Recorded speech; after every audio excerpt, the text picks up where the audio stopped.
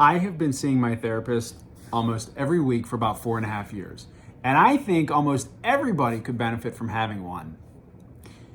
When I decided that I wanted to get sober and get healthy, I quickly realized that just dealing with the physical things wasn't going to be enough. That I couldn't change how I was on the inside with anything I was doing on the outside. And that's really what addiction is, whether it's drugs or alcohol or nicotine or shopping or gaming or any other self-destructive behavior that we look for temporary escape or pleasure, but over the long run, causes negative effects, consequences in our life, but yet we don't stop or change it. That's addiction.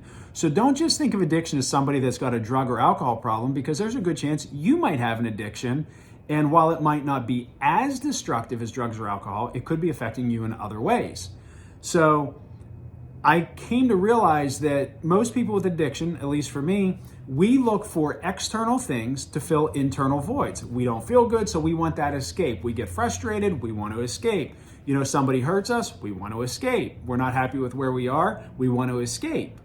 And that's kind of the cycle that fuels it. And then those are the triggers that lead us to the bad or self-destructive behavior. For me, I was stressed. So when I had stress in business or whatever, I would reach. So my therapist has helped me develop and maintain healthy coping skills and mechanisms. And all this time, all these years later, I don't necessarily need to go to her because of addiction. I go now because it's a good brain dump, it's healthy conversation, she's open and honest and will push back on me even when I don't want her to or if I don't like what she's saying.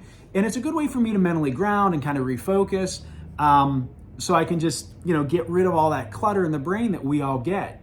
And there's this stigma around it that if you, try to address or deal with anything mental health, that something is wrong with you. But think about it. Think of how many people might take blood pressure medication or something for diabetes or something for cholesterol or something for asthma. They're just little corrections to things that might not be working properly in your body.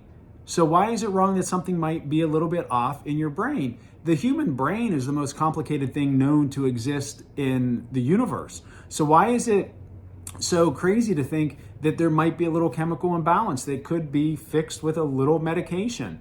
I was very hesitant. I was resistant to it because, I didn't want to be classified as somebody that had mental health problems. And then I went through rigorous tests, and I found out I'm on a mild antidepressant, and I have a severe combined presentation ADHD, which probably explains why I don't sit well. So I take a mild medication for both, and I see my therapist, and it's done wonders for me. And I still have my struggles, but I'm able to handle them better. So if you find yourself in a situation or a position where you feel like you're not making progress, or you can't get things done, or you don't know why you feel the way you do, you want to feel better, but you can't feel better. You need to get stuff done, but you can't get stuff done. You say, I'm going to do it, and then you don't do it, and then you don't understand why. Well, there could be some of those underlying issues. And if I could rid the world of anything, any one thing, it would actually be the stigma that goes around mental health, because most of the world's problems would be solved if people put as much effort into their mental health as they do their physical health. Because when you start with the physical and you push yourself physically, that starts to get the dopamine going, the serotonin going in the brain. That lets you get through to the psychological piece of it, the mental piece. So you go from the physical, you break through to the mental. And once you really do that deep work mentally, psychologically, then that lets you break through into the spiritual. So that's where you get that mind, body, spirit. You got to get it all together. And you can't just put all your eggs in one basket. You got to work on your body. You got to work on your mind. You got to work on your spirit.